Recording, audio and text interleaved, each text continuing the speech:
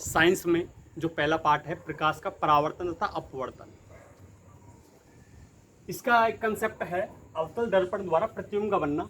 चित्र बनाकर समझाएंगे इसको हम। पिछले वीडियो में हमने बस एक चार्ट के द्वारा समझा था कि जो अवतल दर्पण के सामने वस्तु रखी जाती है उसका प्रतिबिंब कहाँ का बनता है। तो पिछली वीडियो में 6 स्थिति बताई गई थी कि वस्तु की 6 स्थिति हैं और प्रतिबिंब की भी 6 स्थिति होती है। ठीक है, तो देखेंगे आज पहली स्थिति हमारी थी अगर वस्तु अनंत पर हो। तो हमने बताया था अगर वस्तु अनंत पर है तो उसका प्रतिबिंब F पर बनता है। अगर वस्तु अनंत पर है तो उसका प्रतिबिंब F पर बनता है, जो कि वस्तु से बहुत छोटा होता है क्योंकि अनंत बहुत दूर है। आप किसी भी दर्पण के सामने खड़े हो, जितनी दूर आप जाएंगे आपका जो प्रतिबिंब है वो उतना ही छोटा होता जाएगा। ऐसे ही दर्पण के सामने वस्तु अनंत पर रखी है तो उसका प्रतिबिंब फोकस पर बनता है, जो कि वस्तु से अत्यंत छोटा होता है, बिंदु मात्र होता है। ठीक है, और वास्तविक और उल्टा होता है। ये बात याद रखनी है आपको। लिखना कैसे कैसे है, यदि वस्तु अनंत पर हो तो उसका प्रतिबिंब अवतल दर्पण के सामने, यदि कोई वस्तु अनंत पर हो तो उसका प्रतिबिंब मुख्य फोकस पर बनता है, जो कि वस्तु से अत्यंत छोटा, वास्तविक व उल्टा होता है। चित्र कैसे बनाएंगे देखेंगे। अवतल दर्पण बना देना सबसे पहले। एक लाइन खींचनी है, P F C। ठीक है, अनंत कोई पॉइंटर नहीं होता है, अनंत तो अनंत होता है। तो अनंत से केवल एक लाइन आएगी, ये लाइन आ रही है, और M1 M2 ये मिरर के दोनों सिरे हैं, M1 M2। तो अनंत से आने वाली वस्तु परावर्तन के पश्चात मुख्य फोकस कर होकर जाएगी तो उसका प्रतिबिंब F पर बनता है। वस्तु अनंत से आ रही है और उसका प्रतिबिंब F पर बनता है, बिंदु मात्र बनता है, दिखता नहीं है। ठीक है, तो आपका पहला चित्र ये है, यदि वस्तु अनंत पर हो, अवतल दर्पण के सामने यदि कोई वस्तु अनंत पर हो तो उसका प्रतिबिंब मुख्य फोकस पर बनता है, जो कि वस्तु से अत्यंत छोटा, वास्तविक व उल्टा होता है। ठीक है, अब बात करते हैं नंबर 2। नंबर 2, यदि वस्तु अनंत व C के बीच, यदि वस्तु अनंत व C के बीच हो तो कैसे लिखेंगे हम। आपको पिछली वीडियो के, अगर आपने देखी हो पिछली वीडियो, तो उसमें बताया था आपको यदि वस्तु अनंत पर हो तो उसका प्रतिबिंब F व C के बीच बनता है। F मतलब मुख्य फोकस, C मतलब वक्रता केंद्र। ठीक है, अवतल दर्पण के सामने यदि कोई वस्तु अनंत व C मतलब वक्रता केंद्र। ठीक है, अवतल दर्पण के सामने यदि कोई वस्तु अनंत व C के बीच हो तो उसका प्रतिबिंब F व C के बीच बनता है। F व C के बीच बनता है, जो कि वस्तु से छोटा, वास्तविक व उल्टा होता है। सबसे पहले आपने अत्यंत छोटा कहा था, अब आपको छोटा कहना है, उससे आगे बराबर कहना है, उससे आगे वस्तु से बड़ा कहना है, और 5वें नंबर में आपको बहुत बड़ा कहना है। ठीक है ना, इस प्रकार स्थिति इसकी बदल दी जाएगी आकार की। तो कैसे बोलना है, अवतल दर्पण के सामने यदि कोई वस्तु अनंत व C के बीच हो तो उसका प्रतिबिंब F व C के बीच बनता है, जो कि वस्तु से छोटा, वास्तविक व उल्टा होता है। चित्र कैसे बनाएंगे, अवतल दर्पण बनाना है। ठीक, एक लाइन खींचनी है, उस पे P F और C ये लिख देने हैं। अनंत यहां है, अनंत यहां है जहां लाइन नहीं है, तो वस्तु कहां हुई, वस्तु यहां हुई अनंत व C के बीच। तो सबसे पहले लाइन यहां कर जाती है। ठीक है, तीर लगा देंगे ताकि जो प्रकाशी किरण है उसकी दिशा पता पड़ जाए कि यहाँ का इसकी दिशा है। और पहली लाइन जाएगी आपकी एफ पर, ठीक है। दूसरी लाइन जो प्रतिबिंब बनेगा इसका, ये यहां बनेगा, ठीक है। तो लाइन सीधी होनी चाहिए आपकी, इस पे का बना सकते हैं आप। पहला पॉइंट यहां और दूसरा पॉइंट यहां, ठीक है। थोड़ी टेढ़ी हो गई है, ठीक है ना, लेकिन आप स्केल से बनाएंगे तो बिल्कुल सीधी आ जाएगी, ठीक है। तो ये M1 और M2, ठीक है। तो चित्र इस का बनाना है इसका, और नाम लिख देंगे वस्तु A B है और इसका प्रतिबिंब A डैश B डैश है, ठीक है। तो दोबारा से बता रहे हैं, अवतल दर्पण के सामने यदि कोई वस्तु अनंत व C के बीच हो तो उसका प्रतिबिंब F व C के बीच बनता है, जो कि वस्तु से छोटा, वास्तविक व उल्टा होता है, ठीक है। अब चलते हैं चित्र नंबर 3 पर। चित्र नंबर 3 में बताया है जो वस्तु है हमारी वो C पर है।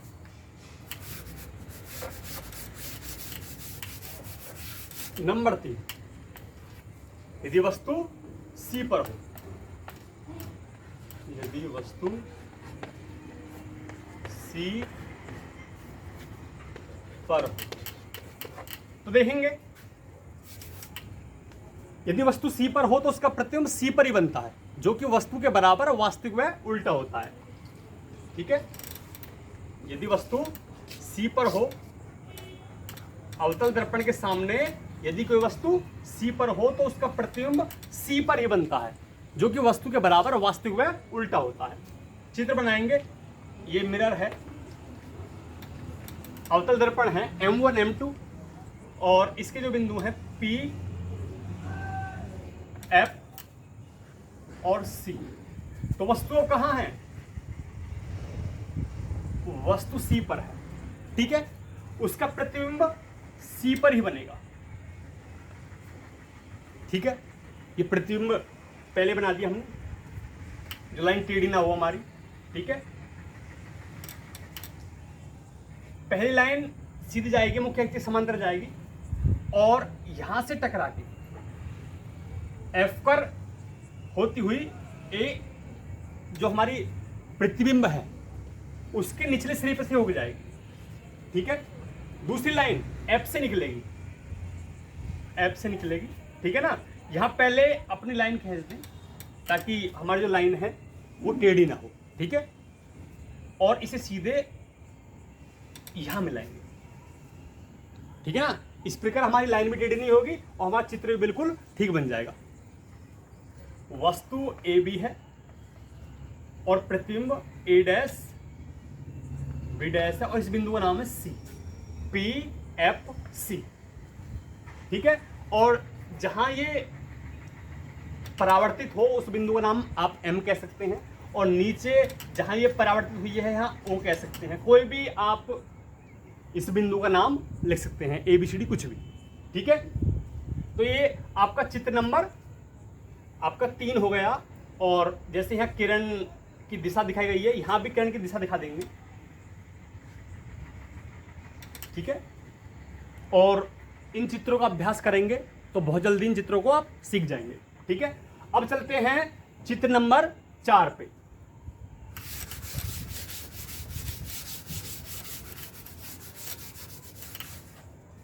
नंबर 4, यदि वस्तु सी एफ के बीच हो, यदि वस्तु सी व एफ के बीच हो, ठीक है। तो प्रतिबिंब कहां बनेगा? यदि वस्तु सी एफ के बीच हो तो उसका प्रतिबिंब अनंत व सी के बीच बनता है, क्योंकि एफ का क्या बनता है? अनंत में बनता है, सी का सी पर ही बनता है। तो कैसे बोलेंगे?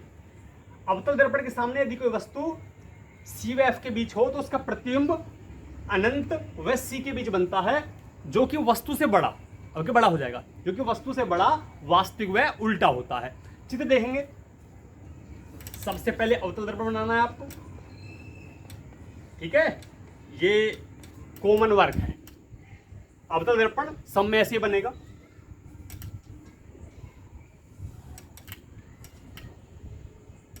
ये P,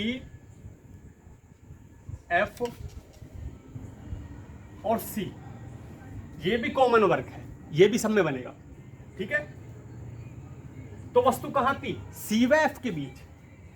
वस्तु छोटी बनानी है ये, और प्रतिबिंब आपको बड़ा बनाना है। अनंत व C के बीच, ये C रहा, ये C है और ये अनंत है। ठीक है, तो चित्र बनाएंगे। सबसे पहले लाइन, वस्तु ए भी है, इसको M1 M2 लिख देंगे, और वस्तु ए भी है तो ए सिरे से मुख्य अक्ष के समांतर एक रेखा जाएगी, किरण जाएगी। वो किरण एफ से होती हुई, देखेंगे हर बार ये परावर्तन के बाद एफ से होके जाती है।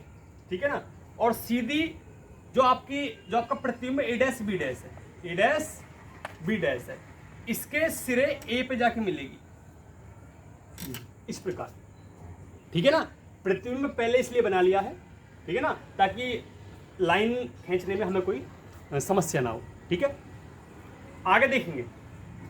दूसरी लाइन आपके यहां से कट के सीधी ए डैश पे जाएगी, तो सबसे पहले ए डैश से लाइन खींच लीजिए मुख्य अक्ष के बिल्कुल समांतर, ये इस प्रकार। ठीक है, टेढ़ी नहीं करनी है, बिल्कुल सीधी होनी चाहिए। स्केल से खींचेंगे तो बिल्कुल सीधी खिंच जाएगी। ठीक है, अब पहले यहां सीधी मिला दीजिए और फिर यहां सीधी मिला दीजिए। ठीक है, तो टेढ़ी नहीं करनी है, स्केल से खींचोगे तो बिल्कुल सीधी खिंच जाएगी। ठीक है ना, तो टेढ़ी ना लगे बिल्कुल भी, जो एग्जामिनर है उसको लाइन आपकी टेढ़ी ना लगे, बिल्कुल सीधी लगे, हाथ से ना बनाए, इसको स्केल से बनाए। ठीक है, और बिंदु का नाम लिख लीजिए, इसका नाम M है और इसका नाम O है। ठीक है, तो वस्तु आपकी C व F के बीच है, AB, और उसका प्रतिबिंब अनंत व C के बीच बनता है, जो कि वस्तु से बड़ा बनता है, वास्तविक व उल्टा बनता है। ठीक है, तो मैंने बता चुका हूं इस बात को। यदि वस्तु अवतल दर्पण के सामने C व F के बीच हो तो उसका प्रतिबिंब अनंत व C के बीच बनता है, जो कि वस्तु से बड़ा, वास्तविक व उल्टा बनता है। अब चलते हैं चित्र नंबर 5 पे।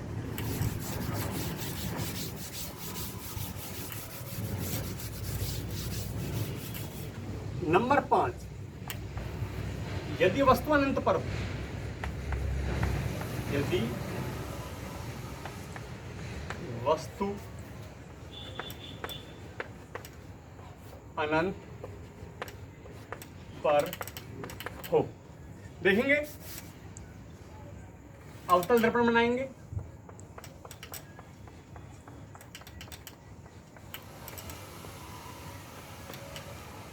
P, F और C। ठीक है, वस्तु आपकी F पर रखी है। ठीक है, यदि वस्तु F गायब हो गया, यदि वस्तु F पर हो, यदि वस्तु F पर, ठीक है, यदि वस्तु F पर हो तो उसका प्रतिबिंब अनंत पर बनता है।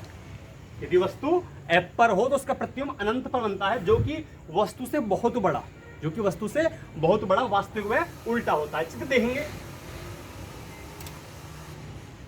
सबसे पहले लाइन इस प्रकार जाएगी, उसके बाद परावर्तन के बाद आपकी जाएगी F से होती। ठीक है, दूसरी लाइन देखेंगे गौर से, C की सीध में, देखेंगे C की सीध में यहां, मतलब निकलेगी भी यहां से, इस प्रकार जाएगी, यहां से F से ये किरण ऊपर को जाएगी, C की सीध में बिल्कुल यहां जाएगी और टकरा के वापस लौट जाएगी दर्पण से, और C से होती हुई बिल्कुल जो दूसरी आपकी किरण है ये इसके समांतर हो जाएगी। ठीक है, जो समांतर किरणें हैं वो कहीं भी नहीं मिलती हैं, इसलिए हम कहेंगे कि ये किरणें अनंत पर मिलती हैं, तो उसका प्रतिबिंब अनंत पर बनेगा। अनंत अनंत ही होता है, उसका कोई अंतर नहीं है, कहाँ मिलेंगे पता नहीं। ठीक है, तो कैसे लिखेंगे? अवतल दर्पण के सामने यदि कोई वस्तु F पर हो तो उसका प्रतिबिंब अनंत पर बनता है, जो कि वस्तु से बहुत बड़ा, वास्तविक वह उल्टा होता है। चित्र ये है, यहां लिख देंगे आप M, ओ यहां है ही नहीं। ठीक है, तो आगे चलते हैं। अब आगे है, यदि वस्तु F व P के बीच हो,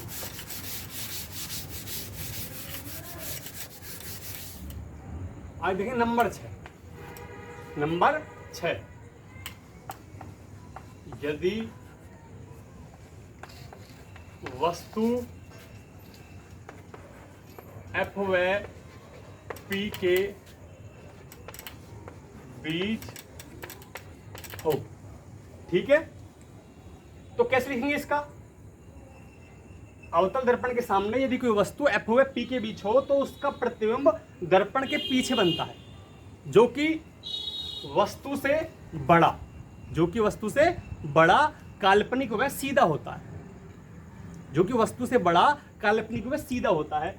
अवतल दर्पण में केवल यही ऐसा प्रतिबिंब है जो काल्पनिक और सीधा बनता है। ठीक है, बाकी जितने भी 5 प्रतिबिंब थे वे वास्तविक तथा उल्टे थे, ये बात याद रखना है। ठीक है, तो चित्र बना रहे हैं हम। अवतल दर्पण के सामने यदि कोई वस्तु F व P के बीच हो तो उसका प्रतिबिंब दर्पण के पीछे बनता है, जो कि वस्तु से बड़ा, काल्पनिक व सीधा होता है। P, F और C। देखेंगे गौर से, वस्तु आपकी ये रखी है और वस्तु का नाम है A, B। ठीक, और पहले की तरह यहां से किरण जाएगी। ठीक, जब किरण जाएगी तो कहां कर जाएगी? वो F कर होती है, ये जा रही F कर होती हुई इस प्रकार चली जाएगी। ठीक है, दूसरी किरण कहां? C की सीध में, A से होती हुई, C की सीध में A से होती हुई। ठीक है ना, जाती तो A से है, A से जाती है और टकरा के वापस लौट जाती है और C से होती हुई निकल जाती है। ठीक है, क्योंकि ये दोनों किरणें एक दूसरे से दूर हट रही हैं, तो आगे जाके ये और दूर हटती जाएंगी। ठीक है, तो हम इनको पीछे मिलाएंगे, डॉट डॉट करके पीछे मिलाएंगे दर्पण के, डॉट डॉट डॉट डॉट और डॉट डॉट डॉट डॉट और डॉट, ये मिल गई। ठीक है, जहां भी ये मिलेंगी वहीं वस्तु का प्रतिबिंब आपको डॉट डॉट डॉट करके बनाना है। ठीक है, डार्क लाइन नहीं खींचनी है आपको। ठीक है, गाड़ी लाइन नहीं खींचनी है आपको, डॉटेड लाइन खींचनी है। और यहां जो आपका दर्पण है इसके पीछे जो लाइन होंगी वो भी डॉटेड होंगी। डॉटेड मतलब वो काल्पनिक हैं। ठीक है, और जहां तक ये गाढ़ा है ये वास्तविक है। ठीक है, तो A, B। ठीक है, A डैश B डैश हो गया। वस्तु A B है, उसका प्रतिबिंब A डैश B डैश बनता है और दर्पण के पीछे बनता है। ये डॉटेड बना हुआ है, इसका मतलब काल्पनिक है। और जैसी वस्तु ऊपर को है तो यहां भी प्रतिबिंब भी ऊपर को है, तो सीधा बन रहा है।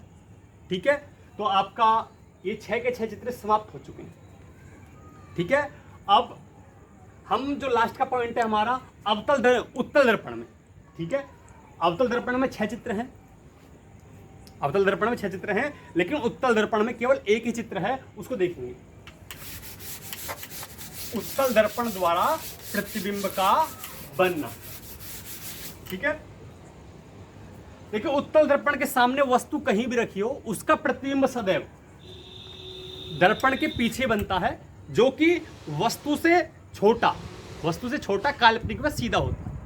ठीक है, देखेंगे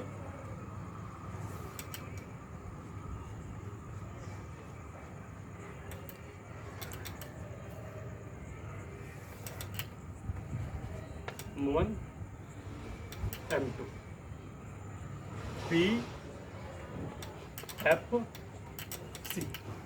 ठीक है, वस्तु यहां रखी है, AB। ये आपका उत्तल दर्पण है, यहां से किरण जाएगी। ठीक है, ध्यान देना, इस एफ की सीध में, इस एफ की सीध में ये डॉट डॉट डॉट करके मिला देना है, और जो आपकी किरण है वो यहां से टकराकर इसकी सीध में उल्टी लौट जाएगी ऊपर की तरफ। ठीक है, दूसरी किरण ध्यान देना, इस सी की सीध में, यहां से सी की सीध में फोकस करेगी,